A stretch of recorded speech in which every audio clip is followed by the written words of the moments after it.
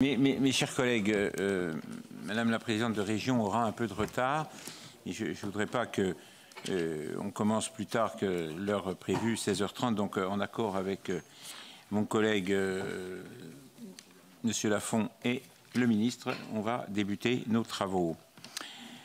Monsieur le ministre, mes chers collègues, je suis heureux de vous accueillir cet après-midi aux côtés de mon collègue Laurent Lafont pour cette audition conjointe de la Commission Culture, de l'Éducation et du Sport et de la Commission d'Aménagement du Territoire et du Développement durable. Alors que nous entrons dans la dernière ligne droite avant les Jeux Olympiques et Paralympiques de Paris 2024, puisque seulement 71 jours nous séparent aujourd'hui de la cérémonie d'ouverture, il nous semblait indispensable de faire un point sur la préparation de cet événement d'ampleur mondiale, et ce, plus spécifiquement, en ce qui concerne l'organisation de nos travaux et de notre offre de transport durant cette période. Comme vous le savez, l'organisation de ces Jeux devrait se traduire par un afflux massif de voyageurs avec des besoins de mobilité beaucoup plus élevés qu'à l'accoutumée.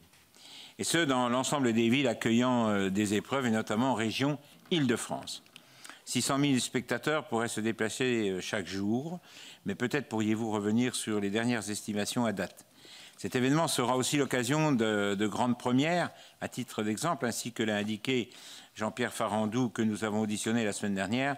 Le Stade de France sera rempli et vidé 2 fois le même jour. Dans ces conditions, pouvez-vous aujourd'hui nous indiquer si, d'après vous, l'offre de transport sera au rendez-vous pour absorber ces flux supplémentaires? En d'autres termes, sommes-nous prêts pour faire face aux défis posés par les Jeux Olympiques et Paralympiques? Ceci suppose des plans de transport adaptés pour augmenter les capacités de déplacement des usagers, mais également que les infrastructures soient au rendez-vous. Aussi, pourriez-vous nous faire un point sur les calendriers des nouvelles lignes de prolongement prévues et mises en avant dans le dossier de candidature de Paris 2024? En fin de compte, des promesses formulées en 2017 seront-elles tenues? Ces promesses concernaient aussi le prix du ticket pour l'usager. Autant dire que ce sujet, la situation a beaucoup évolué et beaucoup changé. Alors que le dossier de candidature prévoyait que tous les détenteurs de billets pourraient voyager gratuitement sur l'ensemble du réseau Île-de-France, le jour de la compétition concernée, la décision a finalement été prise d'augmenter à 4 € le prix du ticket de métro. Pourriez-vous revenir sur les raisons qui ont présidé à ces évolutions? Je le rappellerai à Madame la Présidente tout à l'heure. Relever ce défi des mobilités quotidiennes de centaines de milliers de voyageurs sur des durées extrêmement courtes suppose aussi de permettre à tous de pouvoir se déplacer, et ce, dans de bonnes conditions. C'est pourquoi je souhaiterais vous interroger sur la politique menée en matière d'accessibilité des réseaux aux personnes en situation de handicap. Dans quelle mesure l'offre sera-t-elle adaptée aux besoins des usagers? Je viens à présent à ma troisième question qui porte sur l'information des voyageurs et la billettique. Les Jeux olympiques et paralympiques vont assurément conduire à des déplacements cadencés de personnes au gré des différentes épreuves. Dans ces conditions, il est indispensable que le parcours des voyageurs, leur information en cas de difficulté ou de retard, mais aussi des systèmes de billettique soient accessibles, fluides et ergonomiques, afin de ne pas créer de nouveaux engorgements. Là encore, la France sera-t-elle au rendez-vous en matière d'information voyageurs et billettique? Enfin, et avant de laisser la parole à mon collègue Laurent Lafont, je souhaiterais vous entendre sur un dernier sujet d'importance, celui des grèves. Comment appréhendez-vous les éventuelles grèves qui pourraient survenir pendant cette période? La Commission de l'Aménagement du Territoire et du Développement durable s'est récemment prononcée sur une proposition de loi de notre collègue Hervé Marseille, suivant le modèle italien, visant à concilier la continuité du service public de transport avec l'exercice du droit de grève. Y voyez-vous là une possibilité de répondre à certaines situations? Je ne serai pas plus long et je laisse à présent la parole à au président Laurent Lafont. Merci, Président Longeau. À mon tour, je me joins au Président Longeau pour vous remercier, Monsieur le Ministre, et Madame la Présidente de Région qui arrive dans quelques instants, d'avoir répondu à notre invitation. Je me réjouis de cette réunion commune à nos deux commissions sur un sujet qui intéresse, voilà, la Présidente de Région, sur un sujet qui intéresse nombre de nos concitoyens, déjà confrontés au quotidien à des problématiques de transport et inquiets des perturbations que pourraient entraîner les Jeux olympiques du 26 juillet au 8 septembre. En effet, la France accueillera, tout le monde le sait, cet événement exceptionnel que sont les Jeux olympiques et paralympiques. Le monde entier aura les yeux rivés sur notre pays. La réussite de cet événement que nous souhaitons tous comporte de multiples paramètres. Pour étudier l'ensemble de ces aspects, la Commission de la culture, de l'éducation, de la communication et du sport a mis en place une mission chargée du suivi de la préparation des Jeux olympiques et paralympiques, dont les rapporteurs sont Claude Kern et Jean-Jacques Lozach. Ceux-ci ont réalisé de multiples auditions au cours des dernières semaines, notamment sur cette question des transports. Ils prendront la parole pour vous poser leurs questions tout à l'heure. Le bon déroulement des compétitions appelle un dispositif inédit en matière de transport auquel l'ensemble des acteurs travaillent déjà depuis un certain temps. Le défi est triple. Il s'agit d'abord de transporter les spectateurs venus de France ou de l'étranger vers et depuis les 35 sites olympiques et les 19 sites paralympiques. Ces sites sont répartis sur tout le territoire français, mais particulièrement concentrés, on le sait, à Paris et en région parisienne.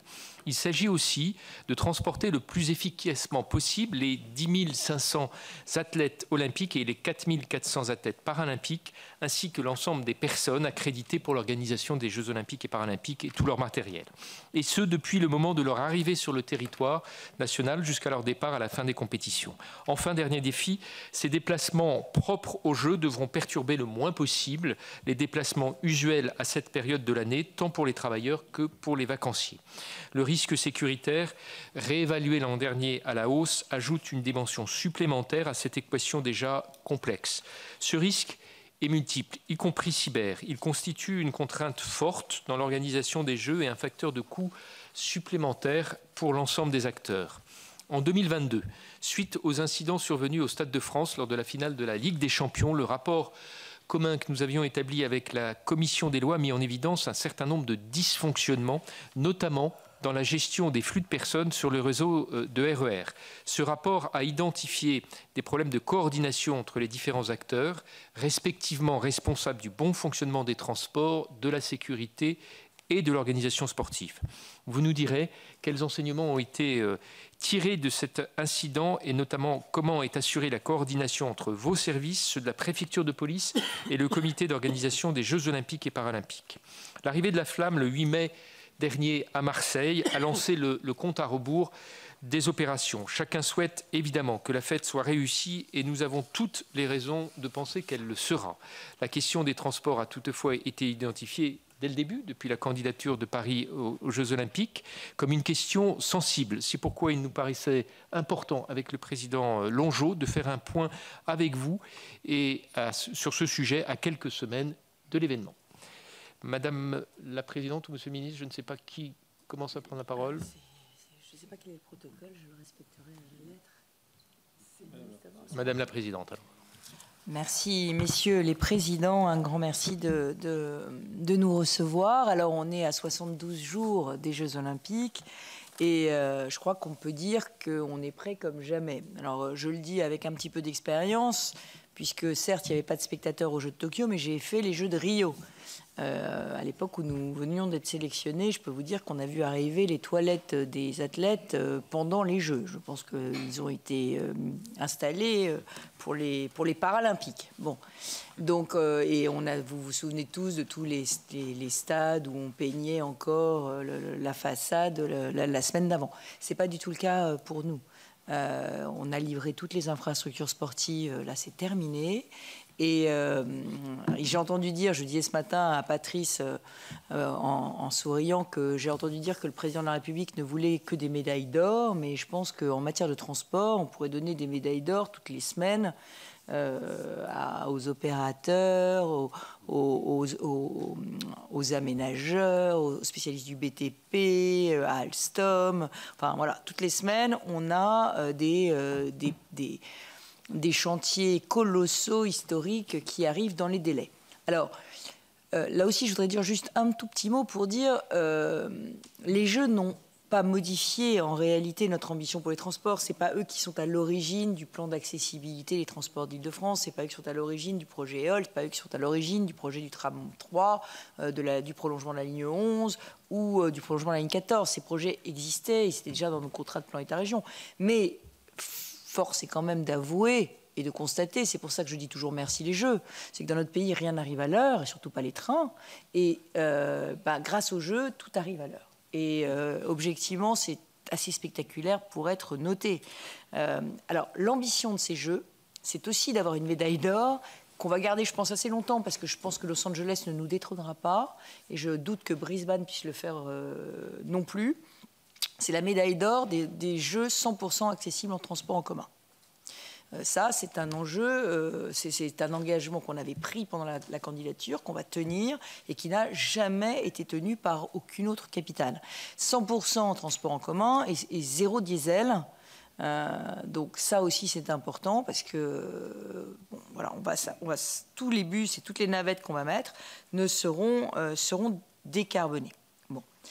Alors, je vous disais, des projets qui sont des projets spectaculaires, des records, des projets pharaoniques. D'abord, on a réussi à boucler le tram 3 et donc à libérer la porte Maillot. Ça n'était pas gagné. On a prolongé Eole jusqu'à la Défense. Ce projet, qui, vous le savez, était comme l'horizon, c'est-à-dire plus on s'avançait, plus il reculait dans le temps. Donc, et c'est absolument des cathédrales. Enfin, on a eu l'occasion de l'inaugurer avec le Premier ministre. Les trains sont arrivés. On va inaugurer le prolongement de la ligne 11. Alors ça, j'y tenais beaucoup. C'est en Seine-Saint-Denis. C'est pas une ligne des Jeux, mais on voulait pas qu'elle soit sacrifiée sur l'autel des Jeux. C'est-à-dire que les Franciliens aient le sentiment qu'on ouvrait les lignes des Jeux, mais qu'on n'ouvrait pas la ligne de la Seine-Saint-Denis, alors que ça fait 6 ans qu'elle est en travaux. Donc on ouvre la ligne 11 avec 6 km de métro. C'est le plus grand prolongement de ligne de métro qu'on ait jamais réalisé. Et la ligne 14, c'est pour le mois de juin, donc Saint-Denis-Pleyel, Orly aéroport. Donc pour un grand nombre d'entre vous, c'est un changement des règles du jeu. Vous allez pouvoir arriver à Orly en bas, en métro, ligne automatique sans grève. Voilà, donc c'est quelque chose de totalement unique. Donc voilà, donc ça, c'est vraiment c'est l'effet JO, l'effet magique JO. Tout est dans les temps. Pareil, ce matin, nous inaugurions avec Patrice la nouvelle gare de Saint-Denis. Ce sera l'une des gares des Jeux, mais qui sera surtout 100% accessible. C'est le plus grand chantier de mise en accessibilité d'une gare de toute la France. Voilà. Et ce projet de mise en accessibilité qui a coûté 160 millions, qui a été financé par la région, par Île-de-France Mobilité et par la SNCF, ce projet concerne la 2e gare de l'Île-de-France, mais surtout la 12e gare de France. C'est-à-dire une gare plus grande que la gare de Lille, que la gare de Bordeaux. Voilà. Donc, c'est pas une petite gare, c'est une énorme gare qui est mise en accessibilité. Sur l'accessibilité, nous aurons, grâce au jeu, accéléré le déroulement de notre plan d'accessibilité, parce que c'est toujours ce qui passe un peu en dernier, l'accessibilité, mais là, on avait les Jeux paralympiques, donc on était vraiment obligé d'être exemplaire. Et donc, on sera à 95% des flux de passagers d'Île-de-France, 95% des flux de passagers qui prendront des transports 100% accessibles. Et toutes les gares des Jeux seront 100% accessibles. Donc on a fait un bond en avant en termes d'accessibilité du réseau de transport aussi grâce aux Jeux. Alors, le total du coût des transports spécifiques JO. Là, je vous parlais du réseau, des infrastructures, etc. Mais le coût spécifique des JO, c'est-à-dire de la période du 26 juillet, 12 août et du 28 août jusqu'au 10 septembre, c'est 250 millions de dépenses supplémentaires pour Île-de-France Mobilité. Et c'est quoi ces 250 millions ? C'est un renfort d'offres, 15% moyenne. Alors, ça ne veut rien dire 15% moyenne, mais 15% de plus qu'un mois d'août normal. Mais avec 70% de plus sur le RERC qui ira à Saint-Quentin-en-Yvelines pour desservir le Vélodrome et l'équitation à Versailles. Là aussi, énormément plus sur la ligne 14, sur le RERB, sur la ligne 13. Donc, toutes les lignes desservant les Jeux seront beaucoup plus utilisées. Et en moyenne, ça fait 15% de hausse. 15% de hausse, plus 50 000 cartes gratuites de circulation pour toutes les forces de police, de sécurité qui arriveront de toute la France, puisque vous savez qu'on aura 50 000 effectifs supplémentaires qui viendront de toute la France pour renforcer la sécurité de nos Jeux. Donc, carte gratuite pour 45 000 bénévoles, les bénévoles des JO. Et puis aussi Et puis aussi toute une série de suppléments, les primes qui sont en train d'être négociées pour les JO par la RATP, qui devaient tenir dans une enveloppe qu'on avait fixée avec la RATP et qui tiennent dans l'enveloppe que nous avons fixée avec la RATP et avec l'aide du ministère. Qu'est-ce qu'il y a d'autre dans ces 250 millions? Alors, le renfort d'offres, c'est aussi, il faut le savoir, 450 navettes gratuites qui seront postées à des points névralgiques pour pouvoir emmener tous ceux qui ne pourraient pas marcher jusqu'aux épreuves. Alors typiquement, porte d'Auteuil pour aller à Roland-Garros, porte de Saint-Cloud pour aller au Parc des Princes, à Charles de Gaulle-Étoile toujours pour aller à Roland-Garros, à la gare du RERC pour aller au fond du parc du château de Versailles, à Massy pour aller à 50 ans du Mille, etc. À la sortie du RERE et du RERA pour aller sur la base nautique de Vers. Donc tous les endroits qui sont pas très bien desservis et où on a besoin d'avoir plusieurs plans, parce qu'évidemment, il y a toujours des itinéraires bis pour tout. Donc on aura 450 navettes gratuites qui amèneront les personnes sur les derniers kilomètres. Ce seront des bus de 18 mètres, articulés, cadencés parfois à la minute, et qui emmèneront les flux de voyageurs. Donc ça, c'est des offres en plus.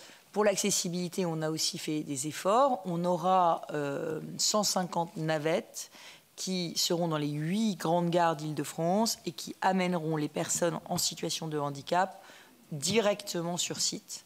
Donc on pourra aller prendre sa navette et là vraiment à la porte du site et tout type de handicap pour le tarif d'un ticket de métro et avec les accompagnants. Voilà. Donc ça, c'est les 250 millions d'euros de dépenses supplémentaires que fera Île-de-France Mobilité pour les Jeux, mais qui n'inclut pas les infrastructures, parce que je vous dis, les infrastructures, elles étaient déjà prévues, déjà financées spécifiquement dans nos plans transport. Voilà. Alors oui, c'est vrai qu'à 72 jours des Jeux, tous les plans de transport sont terminés. Tous les plans de transport sont terminés, et ça aussi, c'est important, on est prêt. Et quand je dis tous les plans de transport sont terminés, ça inclut évidemment le plan de transport spécifique de la cérémonie d'ouverture, avec la mise en place des différents périmètres de sécurité. Alors, là encore, je le dis pour que les compétences des uns et des autres soient très claires, il ne m'appartient pas de contester une décision prise par le préfet de police. Je veux dire, si le préfet de police me dit... alors, je les challenge, évidemment, dans les réunions préparatoires. On a obtenu que les Invalides puissent rester ouverts, que la station Saint-Michel puisse rester ouverte. Mais ce qui est évident, c'est que quand on est obligé de fermer une sortie à cause d'une infrastructure des JO, après, c'est les pompiers qui décident si ça passe ou si ça passe pas. Ça n'est pas la région. Voilà. Donc s'il y a un problème d'ouverture de certaines gares ou d'ouverture de certaines correspondances, ce n'est pas avec nous qu'il faut le voir. Nous, on n'est que les exécutants, c'est avec la préfecture de police. Alors la préfecture de police, elle, essaye de négocier avec le COJO pour repousser au maximum dans le temps la montée des gradins. Parce que plus on montera les gradins tard, plus on fermera les correspondances tard. Alors pourquoi est-ce qu'on est obligé de fermer les correspondances? C'est parce que si la sortie est fermée, pour cause d'infrastructure des Jeux, eh bien, en fait, on ne sait pas évacuer. Il y a un ratio entre le nombre de personnes qui peuvent sortir et le nombre de personnes qui passent dans les tunnels, on ne sait pas. Alors moi, je vous mets juste dans la situation d'un accident, d'un incendie dans une station, et avec la non prise en compte des recommandations des pompiers de Paris. Voilà. Je pense que personne, aucun d'entre vous, ne souhaite ça. Voilà. Alors, moi, je suis très heureuse parce que sur la cérémonie d'ouverture, on n'aura finalement que 330 000 spectateurs. Vous savez qu'Île-de-France Mobilité était très inquiet de la jauge de cette cérémonie d'ouverture à cause des flux voyageurs uniquement. Et là, 330 000, ça nous paraît tout à fait important. Alors, c'est vrai que ça aura... La mise en place des différents périmètres de sécurité auront un impact significatif sur de nombreuses lignes de métro et du réseau de bus. On a 17 stations du métro et du RERC qui vont être fermées du 18 au 26 juillet inclus, ainsi que le tronçon central de la ligne 7 du métro. Le tronçon central de la ligne 7 du métro, c'est celui qui passe sous la Seine, entre Jussieu et Louvre. Donc ce tronçon-là est fermé parce que comme on ne peut plus sortir, on peut pas passer on pourra pas sortir les gens dans le tunnel. Ils risqueraient de mourir étouffés s'il y avait un incendie. Voilà. Donc on a quand même un certain nombre de désagréments, je le reconnais bien volontiers pour les Franciliens, du fait de ces jeux. Alors, petit sujet encore sur la cérémonie d'ouverture, c'est que ça correspond aussi au chassé-croisé des Haussiens et des Juilletistes dans les grandes gares parisiennes. Donc, évidemment, on va renforcer l'offre sur le métro maximum au moment de l'arrivée des spectateurs de la cérémonie, entre 15h et 18h, et à la fin de la cérémonie, vers 23h15. Et on a décidé d'ouvrir toutes les lignes de métro automatique toute la nuit de la cérémonie d'ouverture. Alors, normalement, ce n'était pas forcément obligatoire, parce que la cérémonie se termine à 23h15.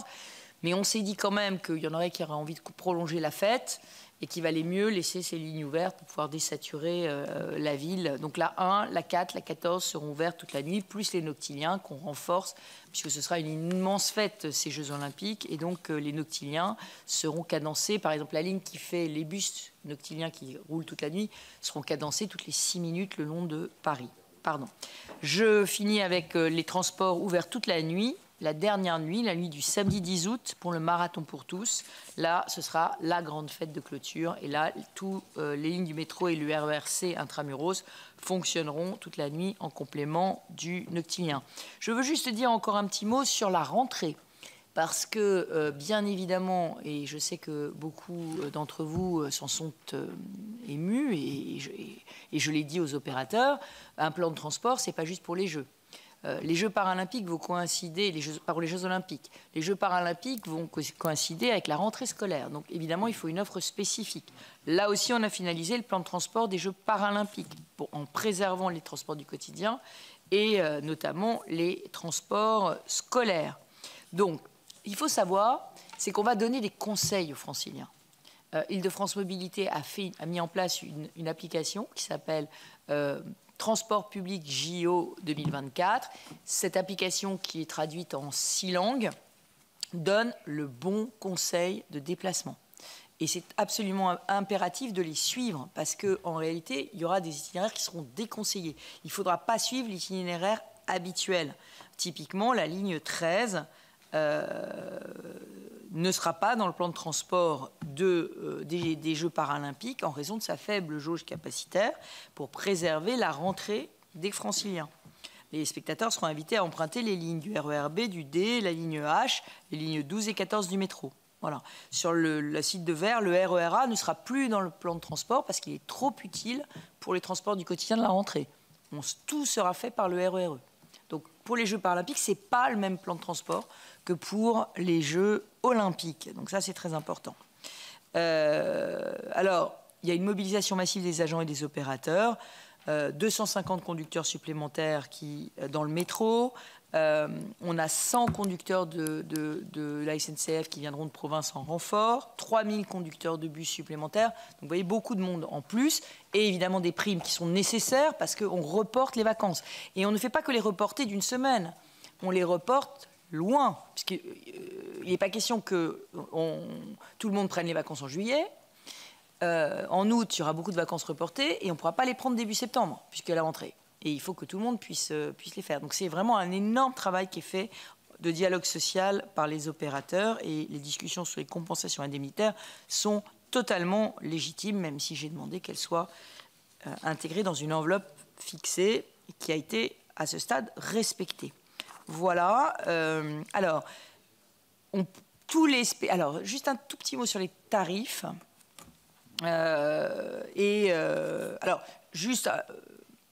Donc, on va mettre toutes les titres de transport sur Internet, sur Android et désormais sur Apple. C'est là aussi un des vrais acquis des Jeux, parce que Apple nous faisait traîner et voulait, et avait des conditions qui étaient léonines.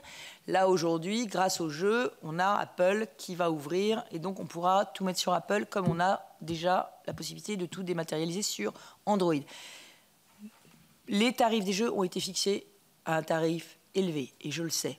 Ça n'est pas ma faute et ça n'est pas ma responsabilité. Plus exactement, c'est ma responsabilité et ma faute, mais c'est pas moi qui ai promis la gratuité. La gratuité, c'était le COJO qui l'avait promise et qui nous a dit en 21 qu'il n'avait plus l'argent pour le financer. Je me suis tournée à l'époque vers l'État et l'État m'a dit « nous non plus ». Donc ni le COJO, ni l'État n'ayant l'argent, il revenait donc à la région Île-de-France de prendre sur ses épaules 250 millions d'euros. Je suis désolé de vous le dire, il n'était pas question pour moi de laisser cette dette de 250 millions d'euros aux Franciliens. 250 millions, c'est 8 euros de Navigo. Hein. Donc moi, je ne sais pas augmenter de 10% le Navigo pour financer les Jeux, je ne sais pas le faire. Donc le premier objectif, ne pas laisser la dette JO aux Franciliens. Deuxième objectif, qui n'est pas non plus à négliger, c'est les flux. Le vrai problème des transports en Ile-de-France, ce ne sera pas tellement les transports eux-mêmes, ce sera les flux de voyageurs. Et donc, nous ne voulons pas d'encombrement aux entrées des gares et des stations. Nous ne voulons pas des gens qui, au guichet, vont chercher un ticket de métro. Nous ne voulons pas, dans les bus, des voyageurs qui demandent à payer un ticket de métro au chauffeur. Alors, on est obligé de laisser quand même les guichets ouverts. On est obligé de laisser cette possibilité d'achat dans le bus aux voyageurs, parce qu'on sait bien qu'il y en aura qui seront perdus et qui voudront le faire. Mais l'objectif, et on va le répéter, le dire, on va envoyer un courrier aux Franciliens pour le faire, c'est prenez vos tickets par Internet, prenez des passes et prenez-les à l'avance. Voilà. Parce que, évidemment, tout ça, c'est une question de fluidité. Et donc, vraiment, il faudra marteler, tout est accessible sur Internet. Et le pass, à 16 € permet l'accès aux aéroports, ce qui est aujourd'hui à peu près à 12 €. Donc, ce n'est pas un pass cher, notamment pour tous ceux qui arrivent par le biais des aéroports. Ça leur fait le pass aéroport à 12 € plus 4 €, donc pour circuler de manière illimitée dans toute l'Île-de-France. Voilà. Donc, c'est un pass qui est au juste prix. Voilà, c'est au juste prix. J'aurais préféré qu'il soit moins cher, mais personne ne m'a proposé de me le financer. Voilà. Donc une signalétique dédiée, une présence humaine renforcée, bien sûr, de la sécurité, 1000 agents en plus pour la sécurité des transports pendant les Jeux. Ça aussi, c'est très, très important. Et 62 équipes de cynodétection pour les colis abandonnés. Pardon, je m'arrête. Et 85 000 caméras équipant 100% des gares, bus, tramways, trains. Et un centre de commandement unique financé par l'État et la région à la préfecture de police. Et nous allons en plus créer une brigade régionale des transports. Et grâce, j'espère, à la proposition de loi Tabarot, dont j'espère qu'elle sera votée un jour, en tout cas avant les Jeux, parce que là, pour le coup, il y a une vraie deadline, il y a une vraie date butoir. On aura la possibilité de donner plus de pouvoir à ces agents de sécurité dans les transports et ce sera très utile. Voilà, donc l'effort est collectif et l'ambition est olympique. Merci. Merci, Madame la Présidente. Monsieur le Ministre. Merci, messieurs les présidents, messieurs, mesdames les sénateurs, sénatrices, Madame la Présidente du Conseil régional. On est effectivement un peu plus de 70 jours du début des Jeux. Je ne sais pas si c'est 71 ou 72, du coup. Mais en tout cas, on sent avec l'arrivée de la flamme le début d'un engouement populaire et je pense que c'est tant mieux. Nous souhaitons tous collectivement que ces Jeux soient une fête pour notre pays et l'occasion de donner une très belle image de la France. L'enjeu en matière de transport, il est effectivement important. C'est presque un boulot d'ingénieur. Il faut concilier différents flux. Des flux qui émanent directement des Jeux Olympiques, à la fois évidemment ceux qui viendront visiter en tant que spectateurs des Jeux, les athlètes eux-mêmes, les accrédités d'une manière générale, et en même temps les déplacements du quotidien. Donc c'est cette capacité à concilier des flux qui constitue le défi des transports. Pour ajouter à ça, évidemment, notre pays a souhaité marquer son exemplarité. Valérie l'a dit tout à l'heure, des Jeux accessibles à 100% en transport collectif. Si je rajoute à la dimension volontariste du vélo, on donne une image effectivement d'un pays qui privilégie les enjeux de développement durable à travers cette politique de transport. Donc concilier des flux importants, mettre en avant notre objectif de développement durable, c'est un petit peu le défi des transports pendant ces Jeux. La méthode qui a été mise en œuvre pour le faire, et vous l'avez ressenti dans les propos de Valérie Pécresse, c'est finalement de jouer collectif. Finalement, la meilleure façon de faire, c'est de se mobiliser tous ensemble, l'ensemble des acteurs, les opérateurs, régions, États, Ville de Paris. Le but du jeu, c'est de pouvoir jouer coordonné, vous l'avez évoqué dans votre propos introductif, de jouer coordonné depuis le début. Et ce fameux comité des mobilités a vraiment, je veux dire, marqué la préparation de ces différents travaux sur comment être à l'heure au moment des transports. Valérie Pécresse l'a dit, aujourd'hui, tous les plans de transport sont validés. L'offre globale en Île-de-France est en moyenne augmentée de 15%, mais avec des plus 70% sur certaines lignes et là où il y a des enjeux les plus importants. Et le reste de la France également, les plans de transport, parce qu'effectivement les jeux ne sont pas qu'en Île-de-France. Pour le reste de la France, les plans de transport ont également été validés. J'étais moi-même à Châteauroux il y a peu pour vérifier exactement la semaine passée, pour vérifier la mise en œuvre de ce plan de transport, où il y a des renforts le matin, un train supplémentaire le matin, des renforts le soir avec des rames et des wagons additionnels, des renforts de navettes sur place. Donc également, ces plans de transport en province sont aujourd'hui largement validés. Finalement, sur les plans de transport, les seuls éléments qui restent encore en suspens, et nous avons une discussion au moment du dernier comité des mobilités, j'ai presque envie de dire c'est la station Champs-Élysées-Clémenceau, pour lequel aujourd'hui nous avons un débat. Est-il possible effectivement de garder son ouverture ou pas? Aujourd'hui, elle est plutôt proposée d'être fermée. C'est l'orientation qui est choisie. Mais j'ai souhaité qu'on puisse regarder plus précisément si cette station Champs-Élysées-Clémenceau ne pouvait pas quand même être ouverte pour faciliter effectivement les déplacements des Franciliens et notamment la connexion avec la ligne 13. Sur les infrastructures, est-ce qu'on est, pour répondre à votre question, Monsieur le Président, est-ce qu'on a rempli l'ensemble du cahier des charges? 2 infrastructures manquent à l'appel. Si on revient, j'ai envie de dire, à l'historique, le Charles de Gaulle Express, je pense qu'un certain nombre d'entre vous ont suivi les péripéties de cette infrastructure. Donc le Charles de Gaulle Express, effectivement, ne sera pas au rendez-vous, mais il est lancé. Et la ligne 15 au sud, qui ne sera pas au rendez-vous. Pour tout le reste, finalement, le cahier de charges est tenu. Et Valérie le disait tout à l'heure, finalement, on enchaîne un certain nombre d'inaugurations ce matin, demain, enfin, on se voit presque tous les jours. On enchaîne un certain nombre d'inaugurations qui montrent effectivement qu'au niveau des infrastructures, effectivement, on est à temps. Et le coup d'accélérateur JO a effectivement joué, on ne peut pas le nier. Donc, on a eu l'occasion d'inaugurer ensemble le tramway T3B, son prolongement, le RER-E, son prolongement, la gare de Saint-Denis ce matin, demain après-midi, le franchissement urbain Pleyel, et au mois de juin, la ligne 14, et enfin la mise en accessibilité de la gare du Nord. Donc on voit effectivement que toutes ces infrastructures sont bien présentes au rendez-vous et on peut en être largement fier.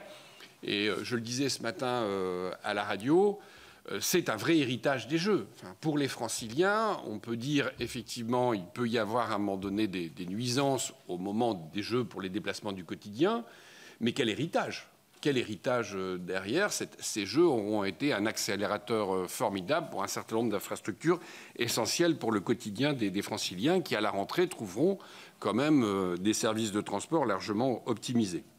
Si je rajoute à ça, on peut rajouter à ça le vélo, 400 km de pistes cyclables, les olympistes, comme on dit, 27 000 places de stationnement, 46 000 vélos en libre service. Donc on voit que il y aura aussi cette véritable alternative possible en termes de transport. Et je pourrais ajouter à ça la question de l'accessibilité, qui a quand même été un élément fort et saillant de ces différents plans de transport. Il faut le reconnaître. Aujourd'hui, on a un dispositif qui permettra de rendre 1000 taxis accessibles. On était à 250.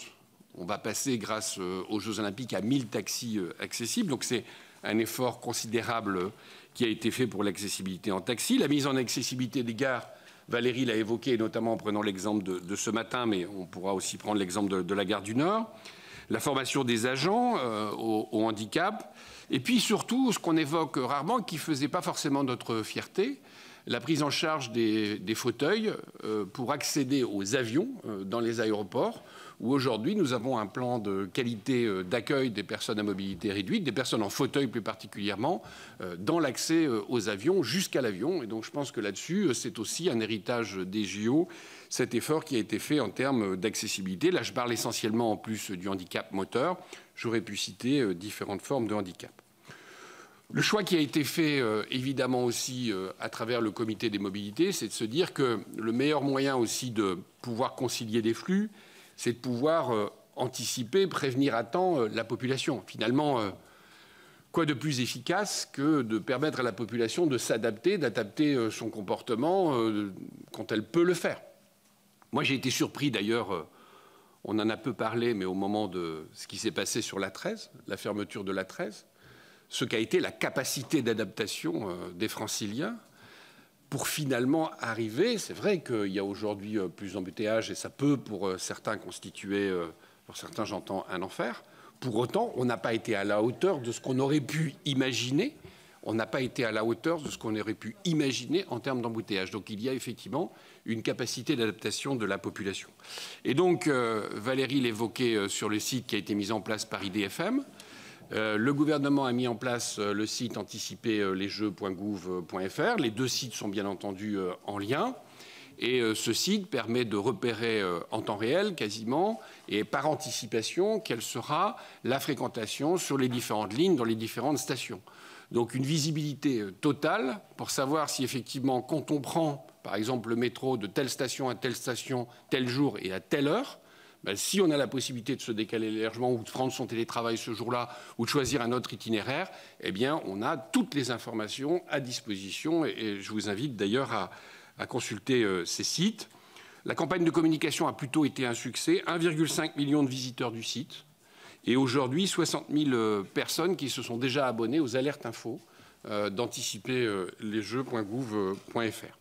Un énorme travail et unique, je pense, a été fait avec les professionnels, notamment les professionnels de la logistique urbaine, pour trouver justement des recherches d'itinéraires totalement adaptées aux enjeux. On l'a vu avec notamment le dispositif J'optimise, qui permet vraiment aux professionnels de pouvoir trouver les bons itinéraires adaptés et en temps réel. La sécurité, je l'évoquerai. Valérie a évoqué la proposition de loi Tabarot, qui devrait effectivement arriver maintenant à l'Assemblée nationale après avoir été adoptée par le Sénat, qui nous donnera des outils complémentaires. Les opérateurs se sont également mobilisés pour augmenter effectivement très largement le nombre de patrouilles qui seront présents dans les transports. L'accueil est aussi particulièrement développé. Moi, je veux citer les volontaires qui vont permettre d'orienter les spectateurs, mais aussi les athlètes durant les Jeux Olympiques. 1500 volontaires à ADP, 10 000 à la SNCF, 3 000 à la RATP. C'est quand même des moyens humains considérables qui sont développés par les opérateurs pour pouvoir aiguiller, conseiller finalement tous ceux qui se déplaceront à cette période. Vous avez évoqué le risque cyber. Il est pris avec beaucoup d'attention. Aujourd'hui, nous testons par des méthodes de crise avec évidemment les institutions spécialistes du genre le risque cyber. Donc, nous sommes en train de tester effectivement les différentes infrastructures, notamment infrastructures numériques, qui sont finalement dans l'organisation des transports. Je terminerai juste par la question que vous avez posée à la fin, Monsieur le Président, la question de la grève. Comme l'a dit Valérie Pécresse, aujourd'hui, le dialogue social est en cours à la RATP et à la SNCF. À la SNCF, il y aura notamment une séance le 22 mai sur la question des primes JO qui sont légitimes. Valérie l'a évoqué tout à l'heure. On parle d'annulation de congés. Donc, à un moment donné, il est légitime qu'il y ait un dialogue social sur l'acceptation de ces règles qui imposent d'être présents à la fois pendant l'été et à la fois pour la rentrée. Ce dialogue social aujourd'hui s'établit et je n'ai aucune raison d'apparaître inquiet sur cette question aujourd'hui. Sur la question de la PPL qui avait été proposée par votre collègue, effectivement, Hervé Marseille, Monsieur le Président, je me suis exprimé en séance notamment sur les risques d'inconstitutionnalité, mais surtout rappeler qu'en Italie, cette démarche n'était pas issue de la loi, mais était issue d'un accord entre les partenaires sociaux qui ensuite était ratifié par la loi. C'est donc un accord entre les partenaires sociaux qui est à l'origine de l'accord italien et non l'inverse. Donc j'ai voulu aussi rappeler ça en séance, qui me paraît être un élément important. Et je pense que si nous devions aller dans cette direction, le faire par le dialogue social me paraîtrait la voie la plus adaptée ou la plus adéquate. Voilà, je vous remercie. Je pense avoir fait un point large. Bien, merci Monsieur le Ministre, merci Madame la Présidente. Donc je vais donner la parole, on va donner la parole une fois à un membre de la Commission d'aménagement du territoire et un membre de... Donc je vais donner moi la parole à Philippe Tabarot. Merci, Messieurs les Présidents, Monsieur le Ministre, Madame la Présidente. Les Jeux Olympiques seront un test grandeur nature en ce qu'ils solliciteront au plus haut point les infrastructures qui seront, nous le savons, scrutées de près. Île-de-France Mobilité, chère Présidente, et les opérateurs seront les principaux acteurs d'une histoire qui, j'y crois, se passera bien tant l'investissement humain et matériel est au rendez-vous. Il est temps, en effet, de couper court aux discours anxiogènes, aux polémiques prématurées, selon lesquelles les déplacements vireraient au cauchemar. Si c'était le cas, chacun rendra des comptes, mais en temps voulu, après, mais pas avant. Pour autant, il n'est pas interdit de souligner les évidentes crispations qui pourraient enrayer la qualité du service. J'aimerais revenir sur deux sujets qui ont été rapidement abordés. Bien sûr, la question des grèves, Monsieur le Ministre.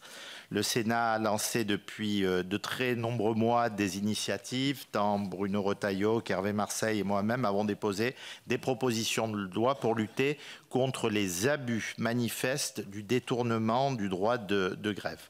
Alors pourquoi, Monsieur le Ministre, ne pas avoir repris nos propositions en temps et en heure ? Et on en arrive à cette question très directe. Avez-vous payé toutes les rançons demandées pour passer les JO sans encombre syndicale ? Je rappelle que vous avez parlé bien sûr d'une prime pour les JO et c'est quelque chose qu'on peut entendre. Par contre, la question des retraites qui a coûté la présidence au président Farandou de la SNCF ou l'augmentation de 400 € qui est demandée par le syndicat Sud pour tous les personnels de la SNCF et de manière durable et qui outrepasse probablement ce qui est sollicité pour cette période. J'aimerais rappeler également qu'on ne pourra pas continuer indéfiniment à fermer les yeux, à baisser la tête face au pouvoir de nuisance colossal exercé par une minorité contre la majorité des Français et notamment des usagers. Et le deuxième sujet que je voudrais aborder, vous l'avez dit, c'est la sûreté dans les transports. Je rappelle qu'en 2023, plus de 7000 personnes ont été victimes de vols avec violence dans les transports en commun ou ont subi des coups et blessures. En parallèle, on observe une forte hausse du port d'objets dangereux dans les transports. Selon la SNCF, en 2023, l'introduction de plus de 4000 objets dangereux sur son réseau, notamment des hachoirs de boucher, des pics à glace, des couteaux, des battes de baseball. Vous le savez, notre PPL sur la sûreté dans les transports a été votée au Sénat grâce au soutien de nombreux collègues. Cette PPL aspire à un arc de prévention élargi, arsenal rehaussé de prérogatives des forces de sûreté et le déploiement de nouveaux délits. Nous attendons, après la lecture plutôt positive en commission des lois ce matin d'un certain nombre d'articles à l'Assemblée nationale, bien sûr qu'elles soient adoptées, et j'ai bien entendu votre engagement, Monsieur le Ministre. Par contre, il y a deux mesures qui dépendent de vous, directement du pouvoir réglementaire. Je voudrais savoir et profiter de votre venue pour vous demander si vous êtes prêt à vous engager sur ces mesures complémentaires qui sont, comme votre prédécesseur le défendait, que les agents de la SUGE ou du GPSR puissent être dotés de pistolets à impulsion électrique dits taser.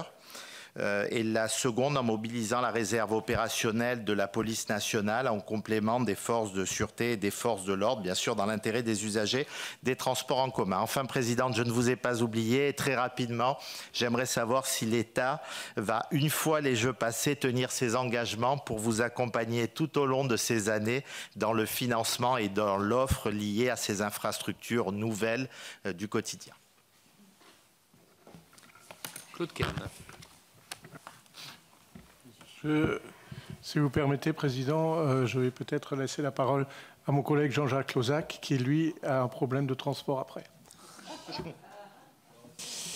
Pas interne à l'Île-de-France, mais transports sur les territoires. Merci, cher Claude. Merci, Monsieur le Président.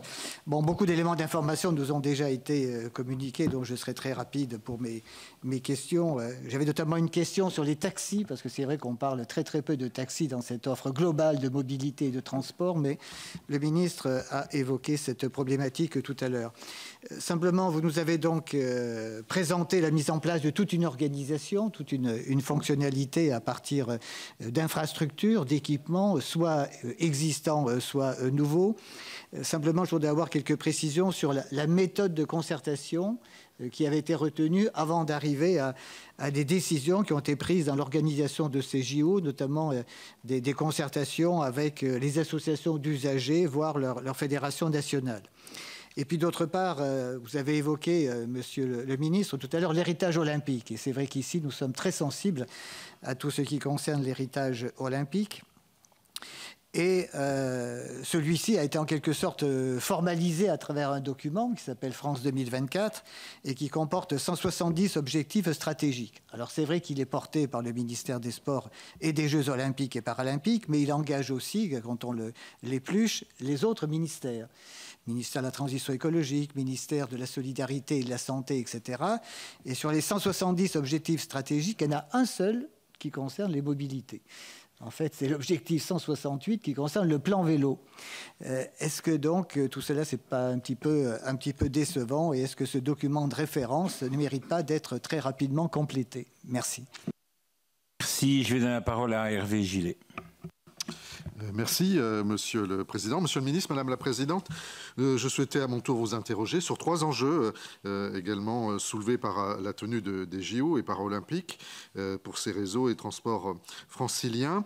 Premièrement, il serait donc indispensable d'assurer une articulation efficace entre les différents modes de transport pour absorber le flux sans précédent donc, de voyageurs attendus. Donc, vous avez parlé de l'évolution de l'offre de l'ordre de 15% donc, en moyenne. Donc, le recours aux mobilités douces sera aussi indispensable pour limiter l'engorgement des transports collectifs et puis maîtriser donc les émissions polluantes tout au long de ces JO. Quelles mesures ont été prises pour renforcer l'offre de services en matière de mobilité douce? On peut citer les Vélib en particulier, et garantir une intermodalité suffisamment fluide. Selon vous, l'accessibilité des sites olympiques et paralympiques via les mobilités douces sera-t-elle donc au rendez-vous? La deuxième question concerne la gestion des incidents voyageurs. Madame la Présidente, en début d'année, vous aviez annoncé qu'à compter du mois de juin, en cas de malaise voyageur, les conducteurs de métro pourraient repartir sans attendre l'arrivée des secours à quai. Donc, si nous comprenons bien, le besoin pour assurer le besoin de la régularité des lignes. Et donc, ce point peut être inquiétant pour la sécurité des voyageurs, et ce, d'autant plus qu'une chaleur caniculaire pourrait risquer de planer sur les Jeux Olympiques et Paralympiques. Et donc, ce protocole sera-t-il effectivement mis en place? Et si oui, quelles mesures sont prévues pour prévenir les malaises de voyageurs qui seront donc liés à l'afflux des passagers et donc éventuellement à ces fortes chaleurs? Enfin, dernier point, je souhaiterais aborder la question du transport marchandises francilien. On a reçu récemment des responsables en la matière, qui sera également mise à rude épreuve au cours de cet été du fait des risques de congestion et de restriction de circulation. Donc, quelles stratégies seront mises en place pour accompagner les transporteurs et garantir le fonctionnement de la chaîne logistique jusqu'au cœur de la ville pendant les Jeux? Cette période constitue donc une opportunité à saisir, comme ça a été souligné, pour expérimenter à grande échelle une logistique urbaine plus fluide, plus durable.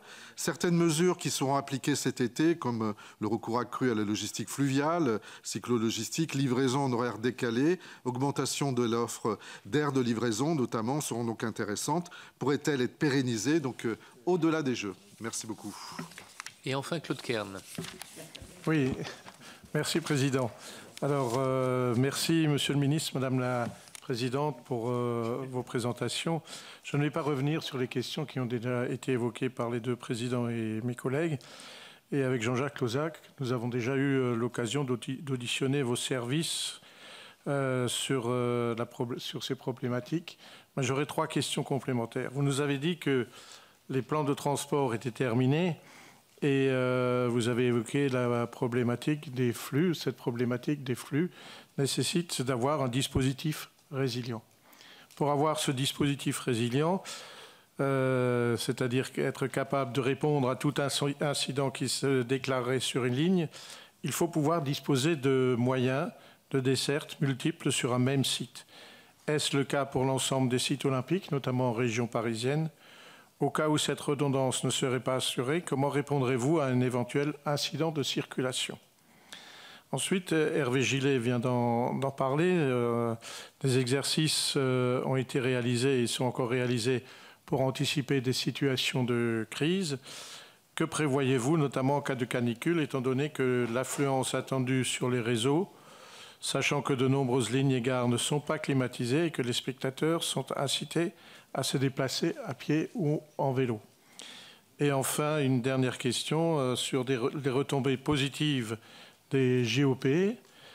À l'évidence, ces retombées seront positives sur le tourisme et l'hôtellerie, mais elles seront négatives, donc elles sont au moins à craindre en termes de négatifs, notamment en raison des perturbations des transports et de la circulation.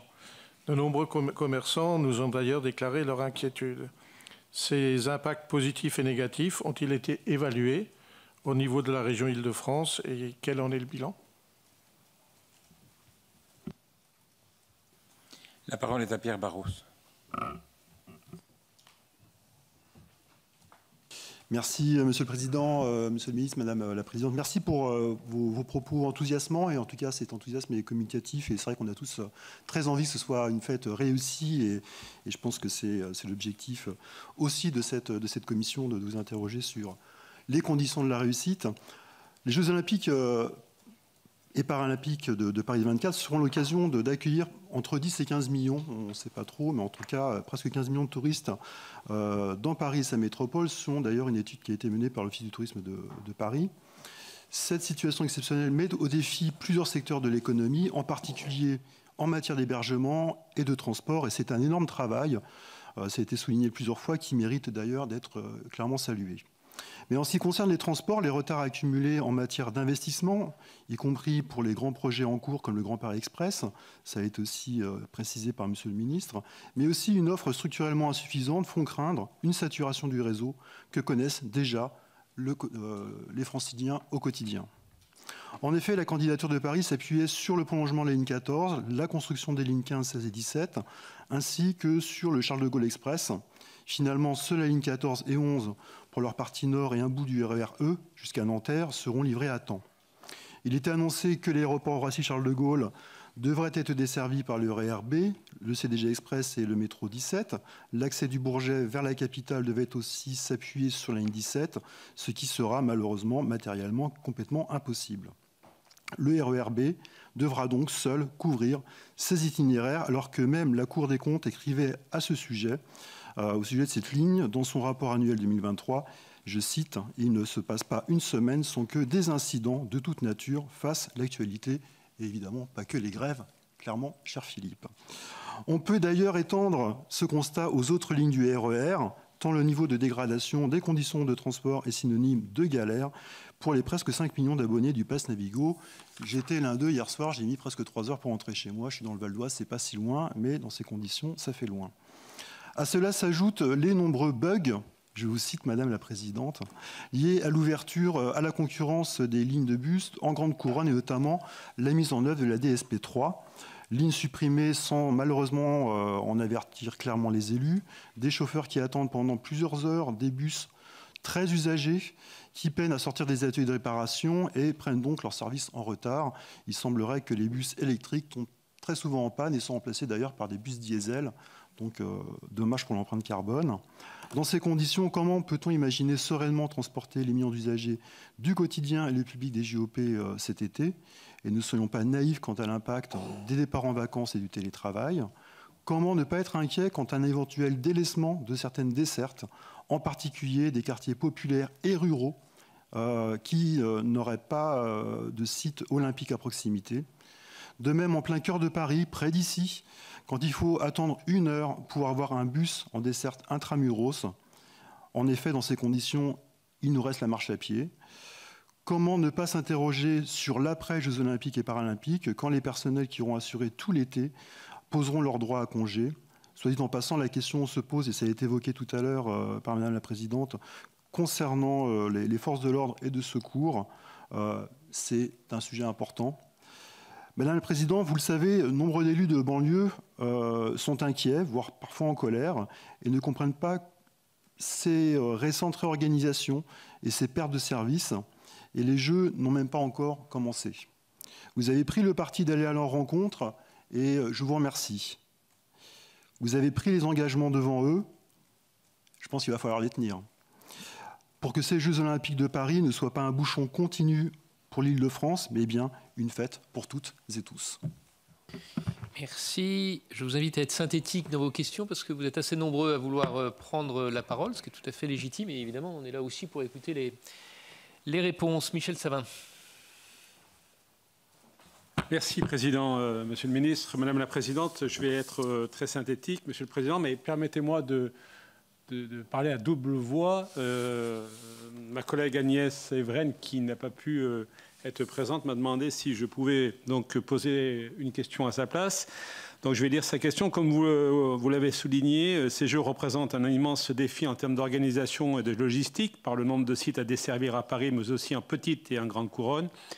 Un défi à la hauteur de l'ambition, permettre à 100% des près de 500 000 spectateurs attendus par jour de rejoindre donc ces sites en transport en commun. Donc la première question, comment la coordination opérationnelle, notamment entre les lignes de réseau RATP et SNCF, sera-t-elle donc assurée de manière à respecter ce plan de transport? Et deuxième question, pouvez-vous nous expliquer plus en détail comment vous avez procédé pour créer ce plan de transport sur mesure pour les JOP? Plus concrètement, sur quels principes et sur quelles données vous vous êtes appuyé pour adapter ce réseau?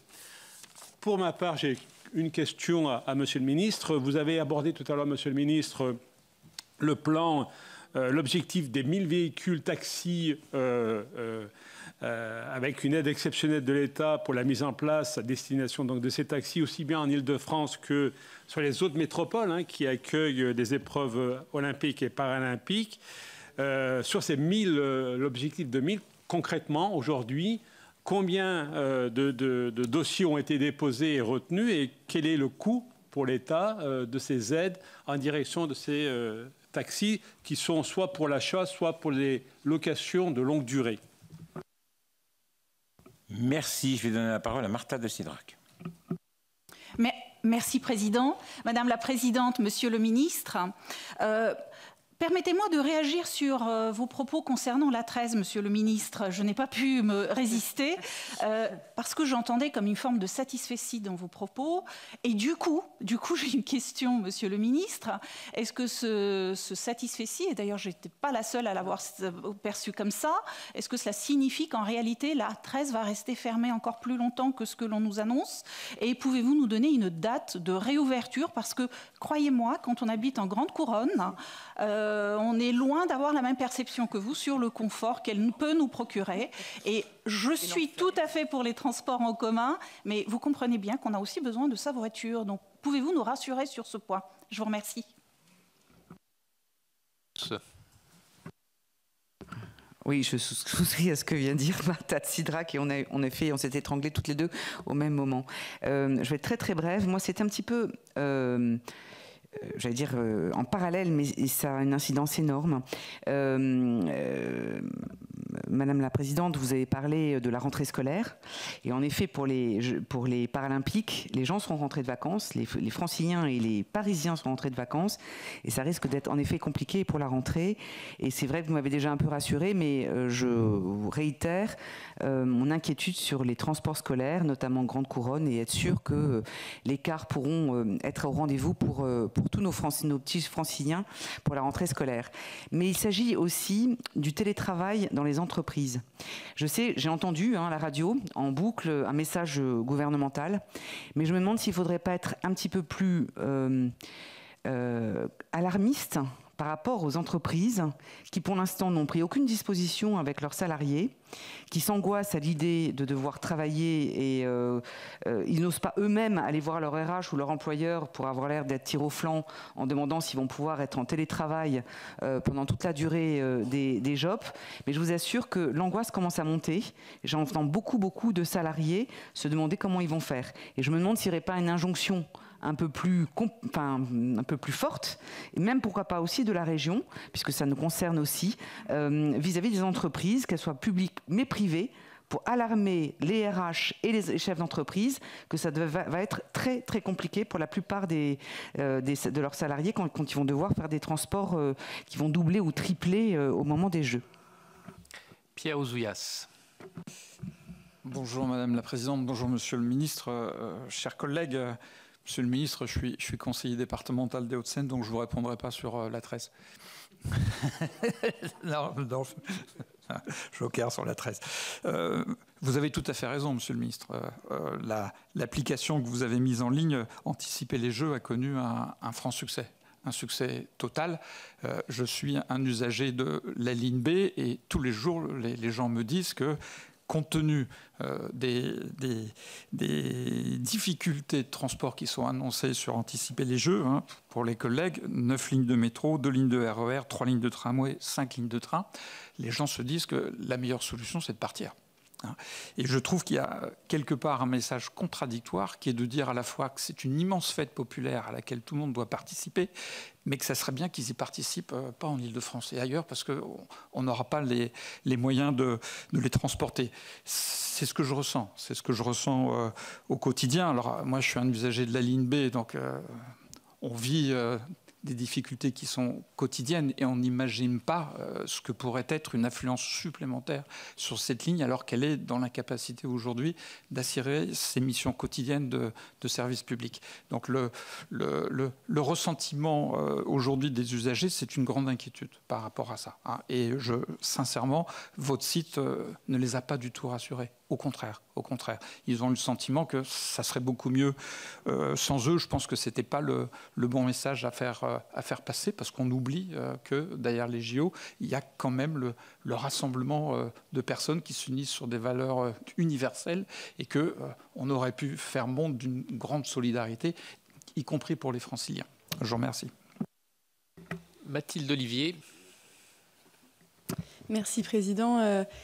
Monsieur le ministre, Madame la Présidente, j'ai moi aussi 3 questions sur le ferroviaire. D'abord, cet été, particulièrement pendant les Jeux Olympiques, nous serons en période de chassé-croisé. Vous l'avez mentionné sur les routes, mais aussi dans les trains. Et il a été indiqué qu'il n'y aurait pas de ligne de train supplémentaires sur les lignes à grande vitesse de la SNCF. Je m'interroge donc sur la capacité de l'offre ferroviaire à assurer un trajet à l'ensemble des voyageurs et concilier les personnes qui voudront prendre le train pendant cette période pour traverser la France et rejoindre leur destination de vacances et devront donc nécessairement passer par Paris et sur la même période que celles et ceux qui voudront se rendre à Paris pour les Jeux Olympiques. Une deuxième question, vous nous avez parlé de l'occasion avec ces JOP de non seulement ouvrir ce grand événement sportif à toutes et à tous, mais surtout d'en produire un héritage solide pour la vie quotidienne des personnes en situation de handicap. Or, le taxi, les navettes dont vous nous avez parlé ne sont pas des solutions pérennes au défi de l'accessibilité des transports aux personnes handicapées. Donc, comment combler ce retard? Quel héritage pour le transport des personnes en situation de handicap après les Jeux Olympiques et Paralympiques? Et puis, enfin, je voulais revenir sur un sujet qui m'a un peu stupéfaite sur le projet de création à titre expérimental du Vertiport, donc ces taxis volants. J'ai bien compris que cette expérimentation concernera que des invités, mais cela fera de Paris la première capitale au monde à mettre en œuvre du transport aérien urbain.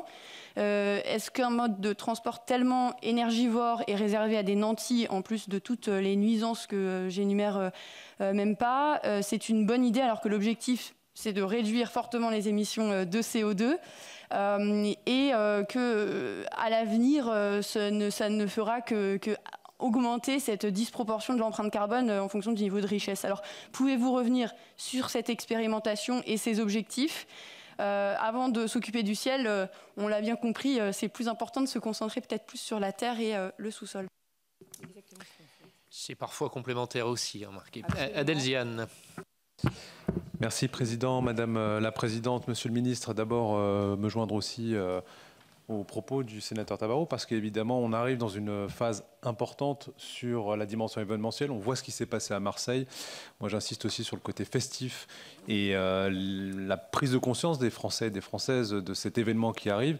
Et dire aussi qu'en Seine-Saint-Denis, nous voyons aussi parlais d'héritage il y a quelques instants. Cet héritage qui est en train d'émerger, que ce soit le village olympique que nous avons inauguré il y a quelques semaines. Demain, c'est le franchissement urbain de Pleyel en tant que sénateur de la Seine-Saint-Denis. Le centre aquatique à Saint-Denis, le village des médias, et je parle seulement d'éléments en Seine-Saint-Denis.